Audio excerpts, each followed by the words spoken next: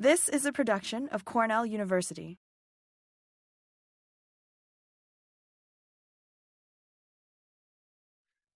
I do want to acknowledge that, I'm getting to share the work today here, but there's a lot of other collaborators, PIs that have helped bring this work. It definitely doesn't happen alone. And so some of the people that I'll mention today, Dr. Steve Larson is a USDA research scientist at Logan, Utah. Dr. Jesse Poland started some of this work when he was at Kansas State and is still collaborative on it. And then Dr. Lee DeHaan is the breeder for the intermediate wheatgrass at the Land Institute. So he does a lot of the hands-on field work, providing the data that I get to analyze and work with and show you today. So the talk for today just really 4 different parts. Provide a little bit of introduction for intermediate wheatgrass, what it is, what we're trying to do. And then we'll spend most of the time on this breeding for crop development, looking at the intermediate wheatgrass breeding cycle and some of the results we're seeing. And finally, conclude kind of with some population genetics. What can you do with the data and where we're trying to go in the future with some of this work. So the first thing, and I know there is actually research at Cornell with Thinopyrum intermediate, but most of the time, most audiences, the first thing is just, what is this plant? It's intermediate wheatgrass, so Thinopyrum intermedium. The grain is being marketed under the name Kernza.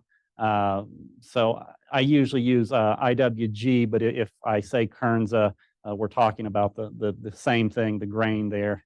And it is a perennial plant that we're looking at a neo-domestication for ecosystem services. So things like reduced nitrate leaching, reduced soil erosion, increased carbon capture that you can do with these perennial root systems compared to our annual crops.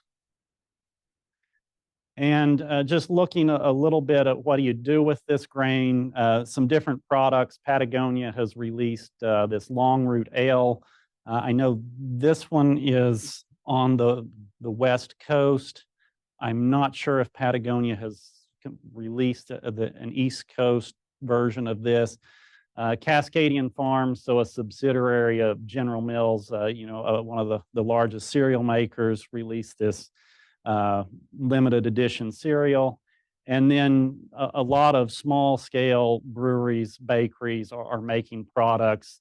From Pennsylvania, there's Columbia County Bread and Granola making these sprouted Kernza crisp or little chips.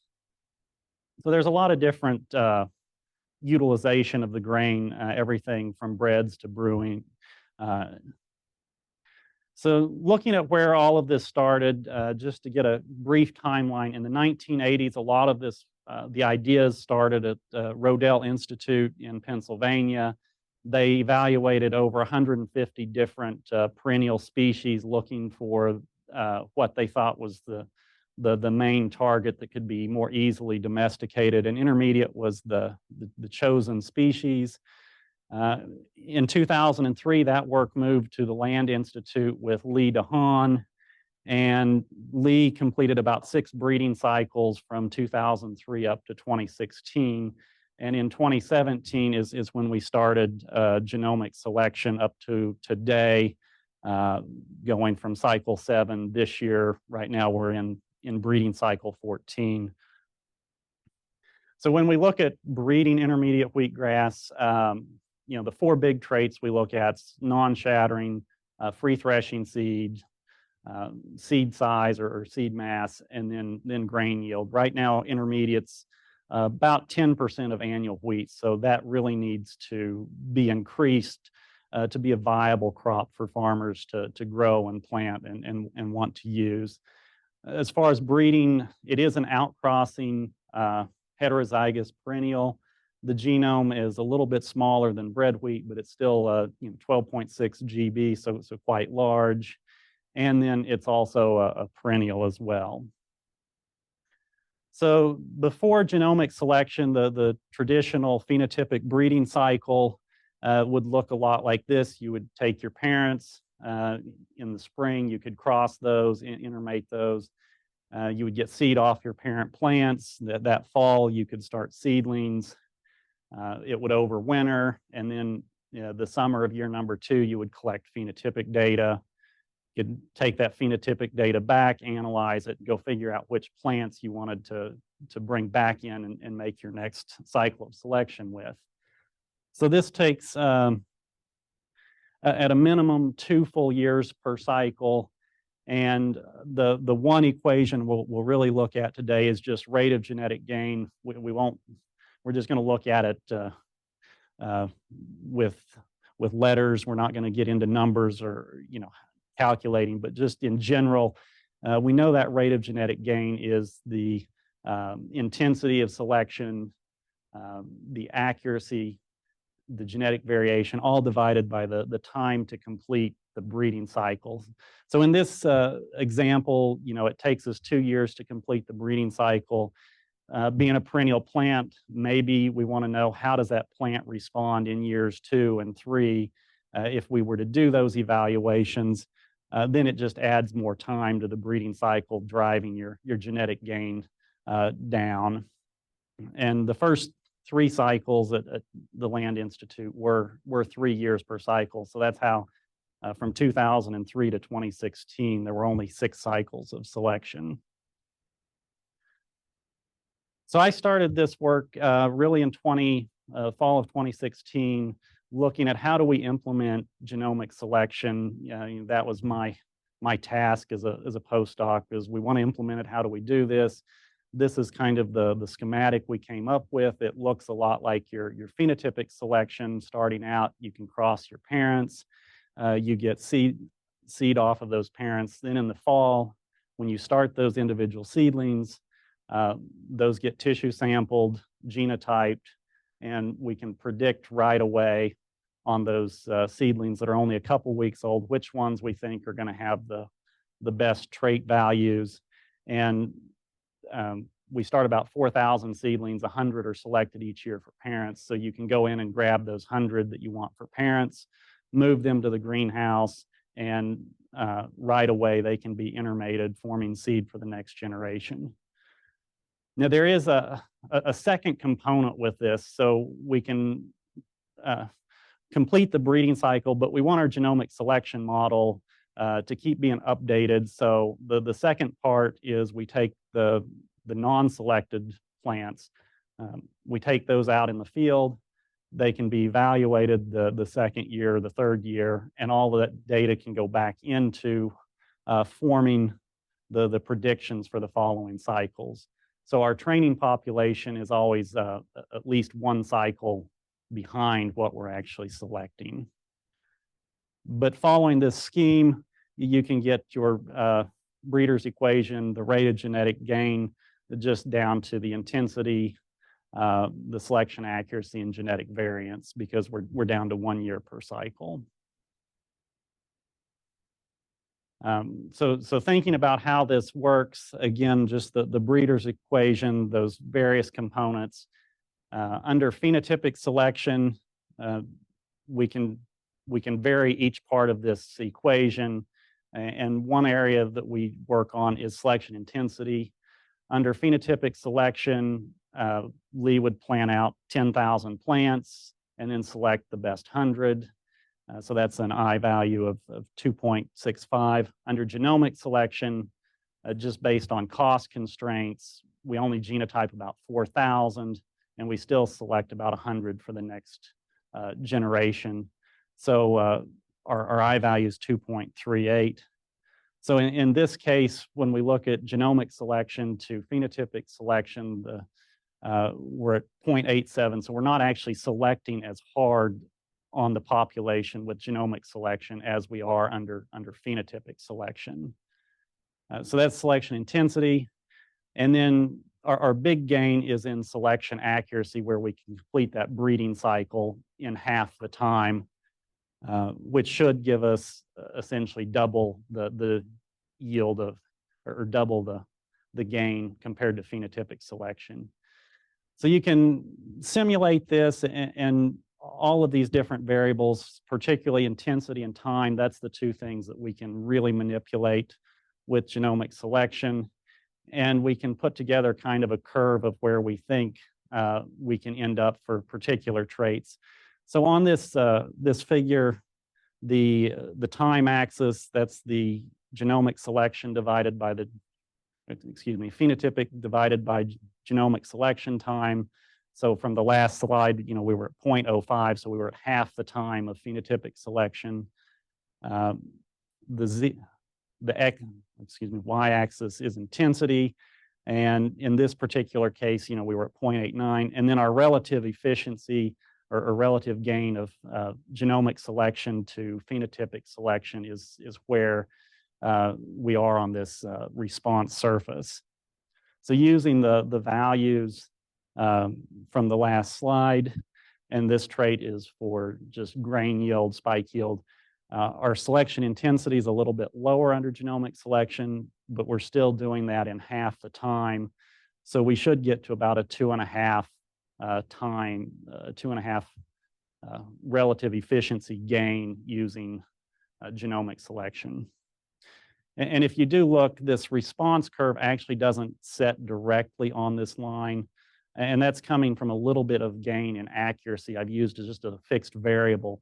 But when we have our genetic markers, when we're making our field adjustments, we can actually make a better prediction of that plot than we could with pedigree records alone.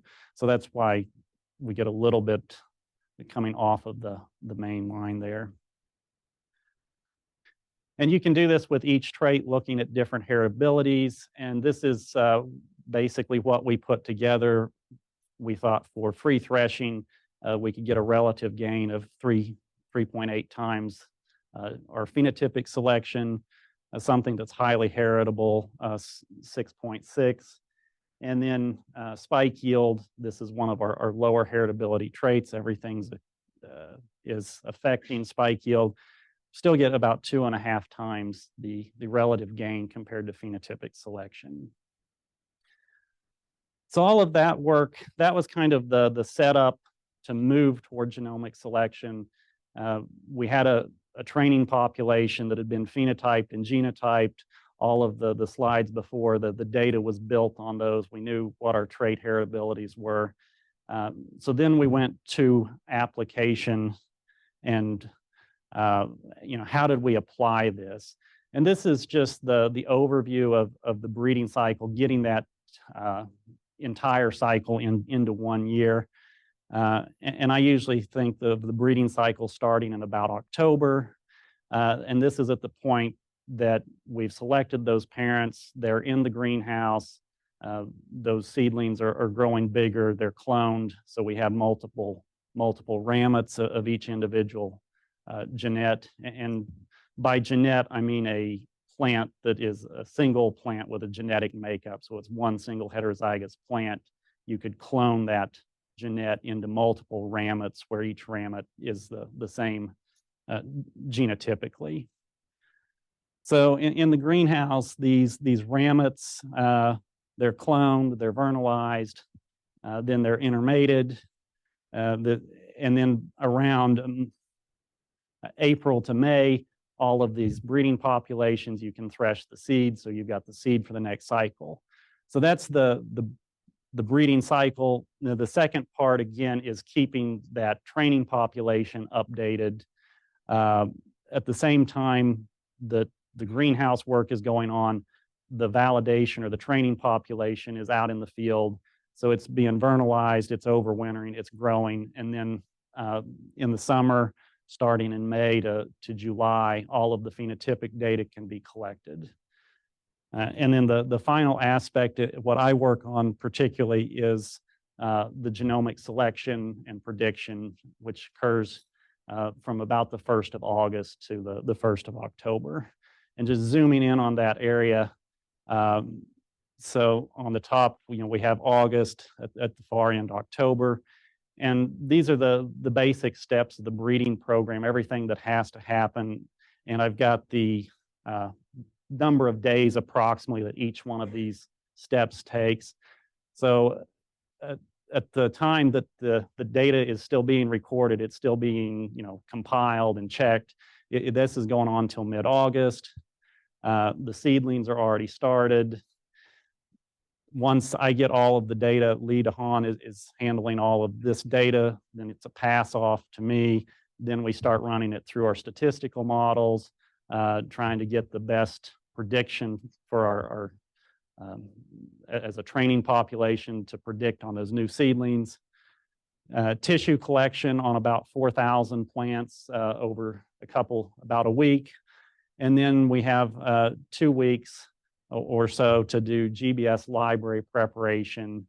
Once those are sent off to a sequencing center, 2 to 3 weeks later, we get data back, a lot of quality control, check in the data.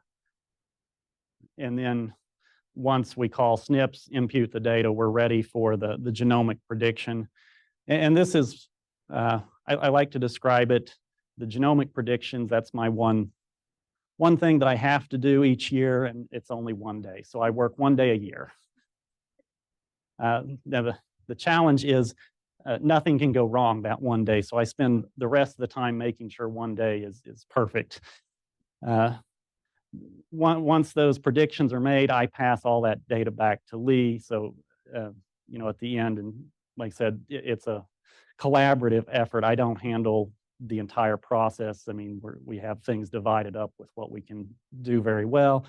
And then he uses the breeder's eye and makes selection indices and selects those plants that go into the greenhouse for mating and updating the cycle.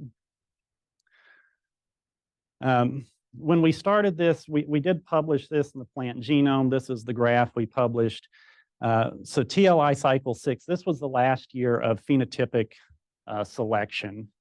And then starting in 2017, we had cycle 7, and this was published in 2021. I've updated the figure a little bit. In 2023, we've got the 3rd year of data from cycle 10, but I was like, this is a little bit out of date.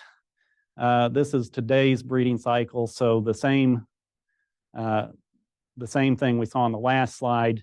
We've already got cycle 12. The 1st year of data is just collected a couple weeks ago. And then starting this year, we've moved to a rapid cycling to get 2 cycles per year. So we're at cycle 13. We completed that back in March, and we're working on cycle 14 right now. So this has really allowed us to move, instead of discrete generations, cycle 6, and then planting cycle 7 for 1, 2, or 3 years, and then cycle 8, we can go through multiple generations, and we also have multiple generations. They're never at the same plant age, but within 1 calendar year, we're measuring multiple generations, how that plant's responding. So we have hope that, and some evidence that we think this is making our prediction models better, that we're doing better at incorporating all the G by E elements. So I mentioned speed breeding. How are we doing that?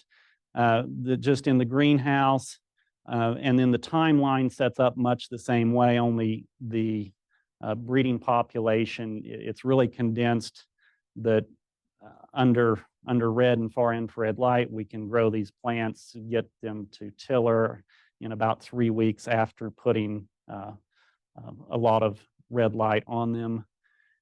And so we can start in October, like the normal breeding cycle. By February, threshing seed. By mid-March, the selections have been made, and now we're coming up on completing that cycle again. And this is just about 10 days ago. So this is the Land Institute. This is cycle 14, the entire breeding cycle that's been started and genotyped. There's Lee, and Suzzle Stappet is a postdoc with the Land Institute. At the very end, I'll share some of the work that he's been leading.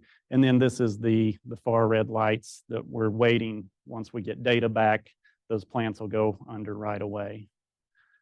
So the 2 cycles per year, this is the approximate timeline we're following. This is our 1st year, but it looks like we're we're on track to be able to do this. And at the same time, the cycles are advancing in the greenhouse. We still have the training population growing in the field. So there's multiple moving parts at the same time. So that was the implementation of genomic selection. So the other part of my job then is convincing the breeder that what we're doing is working. And we've spent a lot of time looking at different measures. How can we tell if our selections are working or not? And one of the first things we did was we had this predicted value on the seedling, and then we had the training population, about 1,000 plants that go to the field. So we said, okay, how well does this predicted value actually measure the field data that was measured 7-8 months later? And this is free threshing. So in cycle 7, on the x-axis is the predicted value that we made in the fall of 2017. And then the y-axis is the observed value from the field in 2018. So this is year 1. We get a correlation of 0.76. And multiple years. So this is the same cycle, same plants. We're using the same predicted value that we made, but in year number 2, so in 2019, so almost 2 full years after we had made that prediction, we still get a very strong correlation. So this is free threshing. We probably have the better results for free threshing shattering. One of the lower results is spike yield. So if we're trying to increase yield, a lot of emphasis here. The correlation is only 0.25, so in year 1. And then in year 2, again, using our predicted value from 2017 and seeing how it looked in 2019, a correlation of 0.21, which is low, but there's still a trend there. Another thing that we looked at then was we had these 100 parents that we had intermated that had been selected ideally as the best individuals to move that population parameters forward. Of the same generation, 1,000 of those plants that were not selected as parents went out to the field to update our training model. But since it's a perennial plant, once these plants, the parents were intermated in the greenhouse, they were still growing. So there was an idea, okay, let's put those parents out beside the unselected of the same generation. And so what you're seeing here is a histogram of free threshing. So it's in at least the second year, because the first year those parents are in the greenhouse. Then they've been planted right beside the same field location. There is some statistical issues. The parents aren't randomized. Ideally the better parents are on the edge. But for free threshing, if we make a histogram of the entire population, that's the black bars. The mean of the population is the vertical black bar. But looking at those 100 parents, those have been colored in purple. The mean of the parent population for free threshing ends up being about 11% on a percentage scale higher free threshing than the unselected individuals. And we can look at the same traits of spike yield. Remember, there wasn't a strong correlation between predicted value and observed, but when we take those parents out to the field, again, we find that our parent plants are outperforming the unselected. So just giving some data that we do feel like our models are working, so confidence in what we're predicting. And looking at other traits, so this is summarizing in a table the same type of things we saw in that histogram. So we'll have the trait, the realized selection differential, how those parents, the mean value of the parents versus the mean value of the population. And then using the heritability, we can estimate the expected response to selection and percent genetic gain per year. So for free threshing, and this is one that we saw the histogram on, the parents were about 11 percentage points better than the unselected. It ends up being about a 14% per year genetic gain. Spike yield, the parents were 0.11 grams better. but we had a lower heritability, so our estimated or expected response is only about 0.04 grams. That still ends up being about 8% genetic gain per year for free threshing.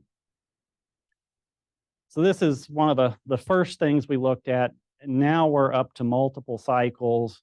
We can look at the field data. This isn't a common garden experiment, but just looking at how those cycles individually are performing and predicting the best, the BLUP for each individual, sorting those into the cycle they came from. So on the x-axis, we have the different cycles starting at cycle 6 all the way to cycle 11. And then the distribution of those individuals for spike yield in grams, we see a nice trend upward, which is, in this case, across 5 cycles, about 7% per year. And then we see the big 4 traits. So we had spike yield, and then this is seed mass, about 3% per year. And I would say this is the trait that's probably had the least selection of the 4 important traits. This had the least selection emphasis on it. Percent free threshing, about 11% per year. Under the last 2 cycles, I know that Lee has decreased that selection intensity because we are getting a lot of plants that are 90% free threshing. So changing focus to other variables. And then finally, shattering, less shattering is better. So we see a nice downward trend across cycles. So we've looked really at setting up the genomic selection pipeline and then evaluating that pipeline. The last little bit that I want to talk about is once we have a program where everything is genotyped, everything is phenotyped, what all can we do with that data? And one of the first things is genome-wide association studies. And the data I'll share is on TLI cycles 6 through 9. Today, if I were to go do this, I would have cycles 6 through 13. And it's about 1,000 plants per cycle. And we're up to, well, the data I'll show is on about 4,000 plants. Today, that database, that snowball keeps rolling. We're up to about 8,000 phenotyped and genotyped plants. So all of the data is there. We can go into a GWAS very easily. This is a Manhattan plot for seed shattering. We find some significant peaks, 2S and 4S. Interestingly, the percent variance explained by each one of these peaks are very small. Looking at those 4,000 plants, I don't know if we had a GWAS peak that explained more than 3% of the variance. So since we have multiple breeding cycles, then we can go back and say, how is this allele frequency changing? So this is a little bit more validation that our GS is working as well. In this first box plot, this is for shattering on that 4S marker once we ran the GWAS. And then we estimated the allele effect, very, very additive, being heterozygous. I have yet to see a very strong heterotic response. Most of our traits respond very additively. And this, in this case, shattering, higher shattering, the higher the score, the higher the shattering. So we want to actually be low here with this C. And then we can put together, based on the reference genome, how this allele frequency changed in the population. So we would like to see more of the SNP-C.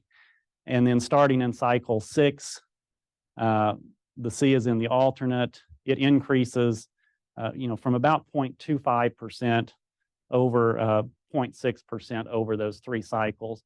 And this was not, this was strictly based on the genomic selection. Until we ran the GWAS, we didn't know that this marker was associated with shattering. We weren't selecting on it other than just being a product of the genomic selection model. Another thing, another trait, brittle rachis, we do find really strong peaks on 3J. And this is a case, I like to show all the data. Again, we see a very nice additive allele effect where the lower the score, the less shattering and better. But when we look, so we'd like to see more of the T-SNP, we actually see that decreasing in the population.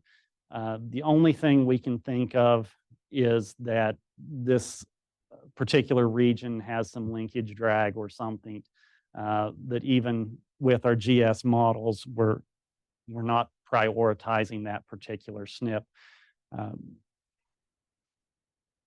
And I'd mentioned that our percent variance explained was very small for all of our traits.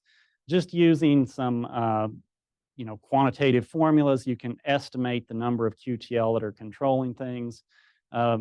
Within intermediate, so we looked at brittle rachis.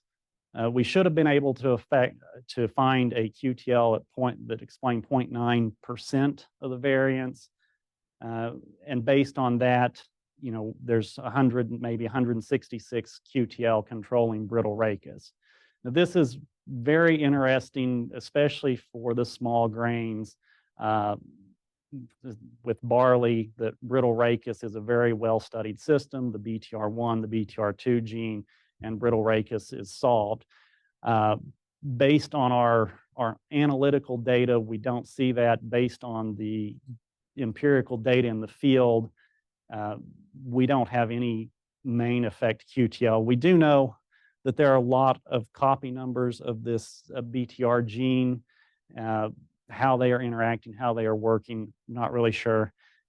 Is this number wrong? Absolutely.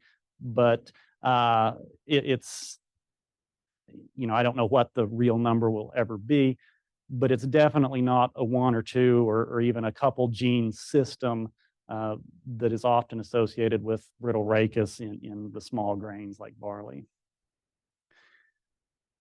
So this slide, what I want to show with this is, we've got this big data set. We've got stuff that's genotype, we've got phenotypes. Sometimes it's just asking questions of the data. This particular data set, the NPGS germplasm collection was genotyped, so we had that. And we have pretty good historical records. We know the Kernza breeding program since the 1980s, but we don't know which PIs, and it would have been the PIs that were used to start the program. So we just said, okay, what, can we identify from molecular data where the founders of the current Kernza breeding population are? And this is a map just of the Black Sea, Caspian Sea, and then there's 3 different color codes. The orange circles are areas, are PIs that molecular data predicted to be the founder of Kernza, and historical data had documented as the founders of Kernza. And I will say that the historical data is very clear that they selected 20 accessions for intermating. The problem is that's the end of the historical records. We don't have which 20 accessions. So we've recreated that based on the data from 40 years ago. So we see a lot of overlap right here.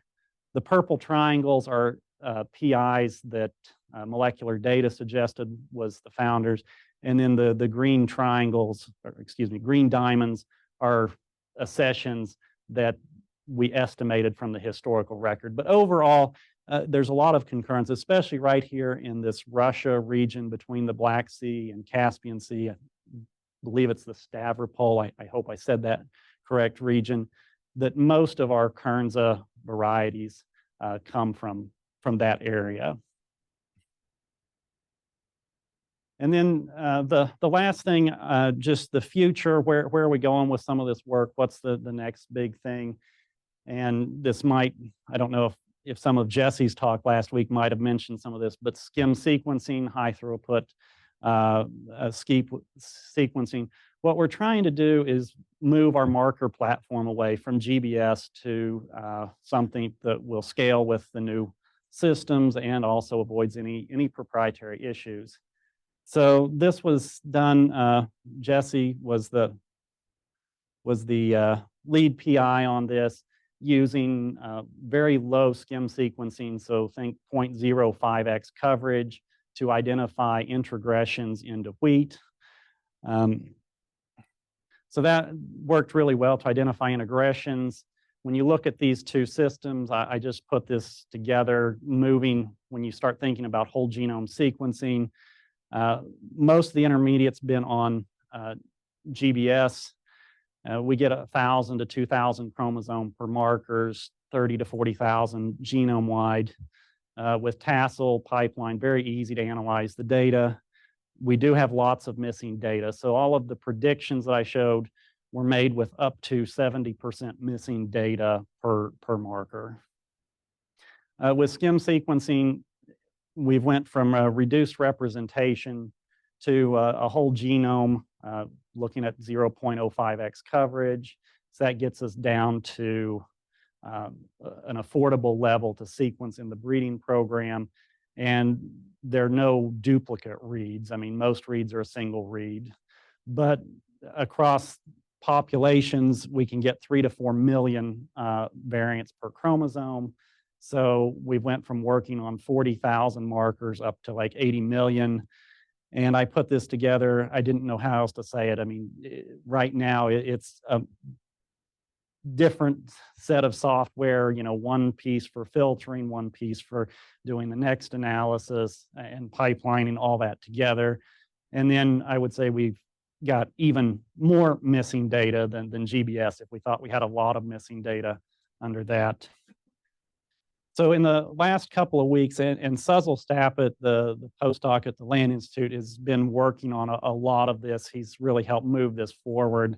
The last couple of weeks, I feel like we've kind of had a breakthrough on moving toward this method.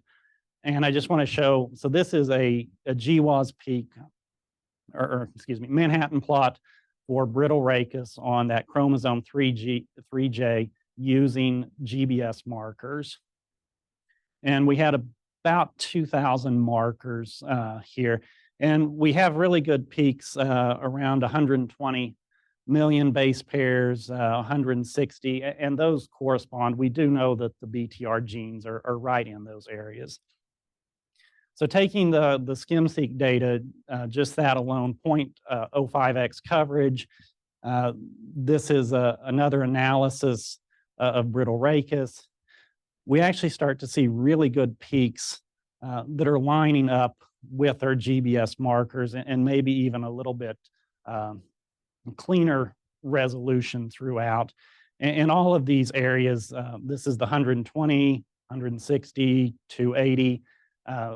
We have found through GWAS, GBS markers in those spots.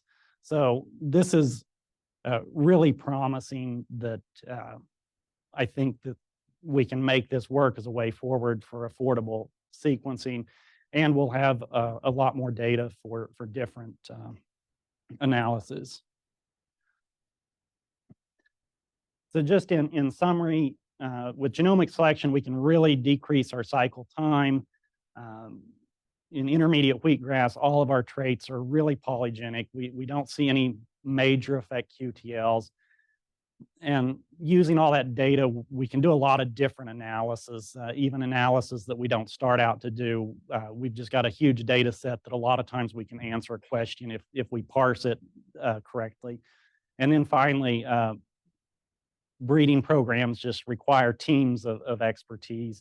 My part's been the bioinformatics, the data management, and a lot of the phenotypic data came from Lee DeHaan.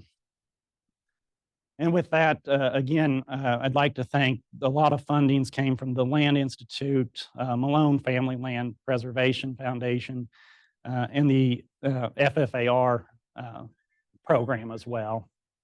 And it's, I'm sure I've missed people, but it takes a lot of people to be able to present that, and I want to acknowledge all of their work. What's the correlation between spike yield and yield per unit area? Also, did you look at inbreeding pressure? Okay, so the question is correlation between spike yield, like on a single plant, and what would be more like a plot what a farmer would harvest. I think those are pretty good. Lee had did a lot of work on this 2005, 2010, looking at single plants versus plots. And that's why he initially started with, single plants. Why we are moving to a lot more half sib family evaluation, so full plots. We've kind of tweaked what I've shown there to where now we can plant a full half sib family, and that's actually probably in the future going to be more informative in our GS models than the single plant work. And I don't really have exact numbers, but I know every time I've heard Lee talk about it, he says the correlation was high enough that he felt comfortable going to single plants. Yeah, we've not estimated particularly. I know you can tell that the later cycles are more inbred.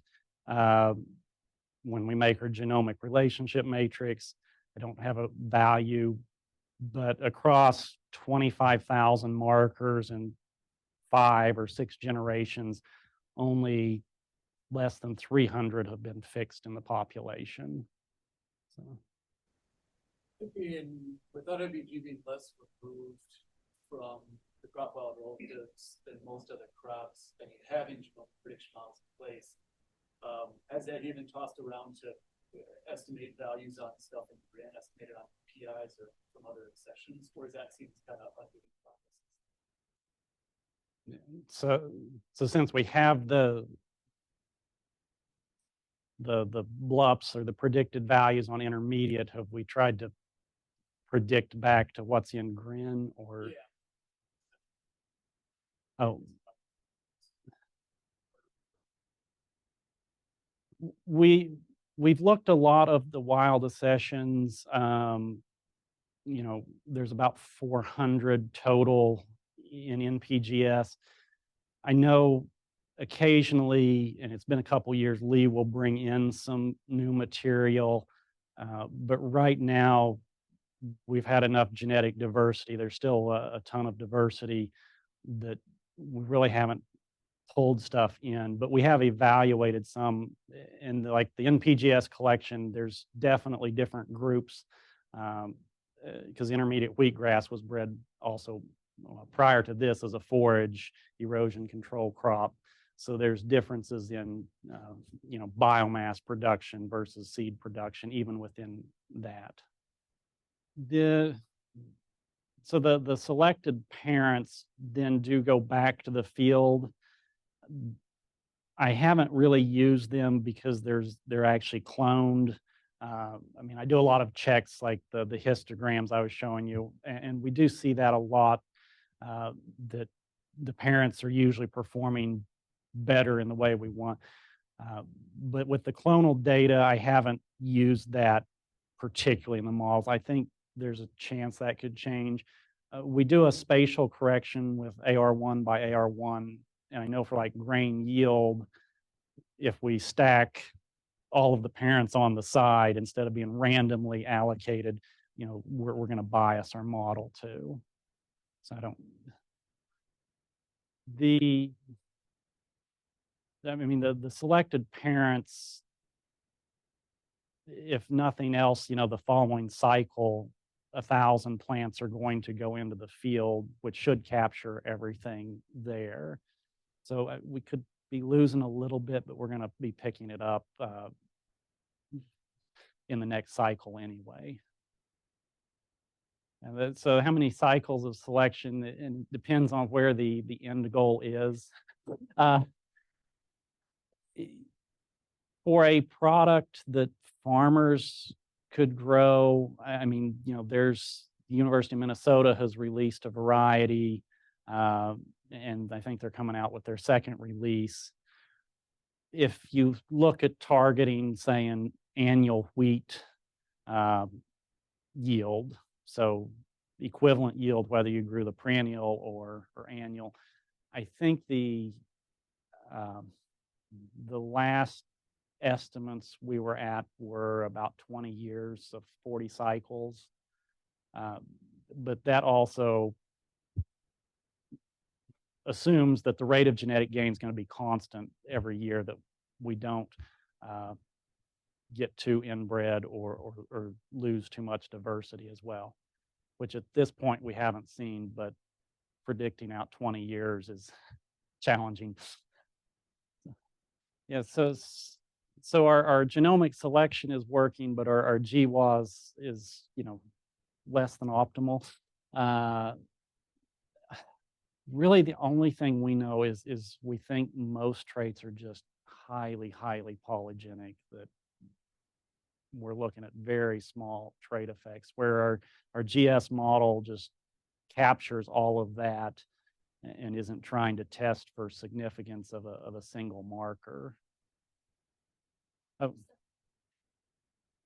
yeah. Yeah, so the GWAS was about 4,000 plants. So it was the training population across 5 cycles of selection. So data representing about 6 or 7 calendar years. And it was pooled, so multiple years of observation in the model, and then 1 BLUP per genet, per plant. So each plant was kept genotyped separately and had its unique predicted BLUP that went in the model. So we had about 4,000 plants go in, and then those BLUPs, depending on the cycle, would have either had 1 up to 4 years of observations.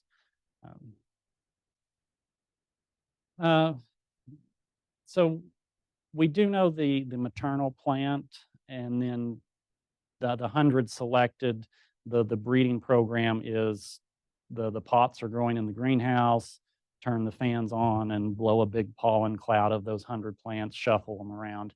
So we don't do any targeted crosses. But then we also, using the GBS markers, we can assign paternity. So we do track the pedigree, and I know selections, we try to keep, too many of the same family or maternal line. We haven't, optimal contribution, we haven't went there, but we do try to, at least at a baseline level, keep everything from coming from one family. And I know Lee has said before, so this was TLI cycle 6 and before, he was using basically pedigree breeding, and a lot of times the top lines would all come out of the same family. So we do with the markers, we do get better resolution than that. The cost-wise, as far as the genotyping, say genomic selection prediction per sample, is about probably total $10 or less per plant. Yes, and we're genotyping 4,000 to 4,400 plants, so it's $40,000 to $50,000 per cycle, just for the genomic side. That's not counting the labor and the greenhouse, work as well. Oh, yeah. Yeah, no, I'll stay away from that question. No, yeah, I don't.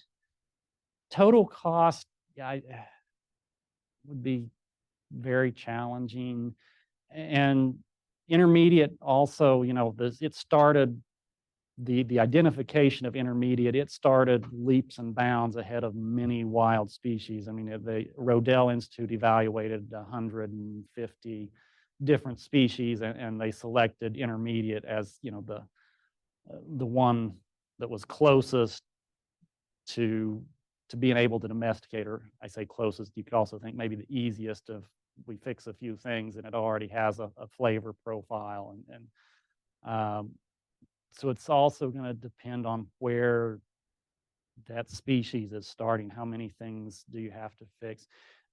Interestingly, in like the NPGS sessions, and the ones that were coming out of that Russia region, some of those are marked down as cultivar, or as a cultivated species. They're not wild. That they were planted. Now, we don't have any more records than that, exactly what that means, but whether there was been human intervention in the past, I don't know, but I would say intermediate started closer to a crop than some of the other species that have been evaluated and worked on. So you're contemplating changing marker platforms, right, from GPS to gene sequencing. How are you planning on, so you're going to have to sort of disconnect between your historical data and new data doing marker implementation or what? Yeah, so the last slide I showed where the GWAS is starting to look good, that was the first hurdle was making sure that we thought our imputations were good. And ideally we had planned on this cycle being to skim-seq, but that is the hurdle, is for that previous training population, 6 generations, imputing those GBS markers. I mean, basically a whole genome imputation just using those markers. So that's still the work in progress that's been kind of our holdup in moving forward. You're going to take all of the historical data and impute it up to potentially whole genome sequencing. That's the plan. I don't know how it will work in practice. I do know, like Steve Larson, his group is breeding stuff, and he's actually starting his first cycles of selection. So he's starting with like a fresh whiteboard, and what I showed with skim-seq there is all he needs, because he's starting with that and he's off to go. Changing platforms it's a challenge for any program, but for this especially,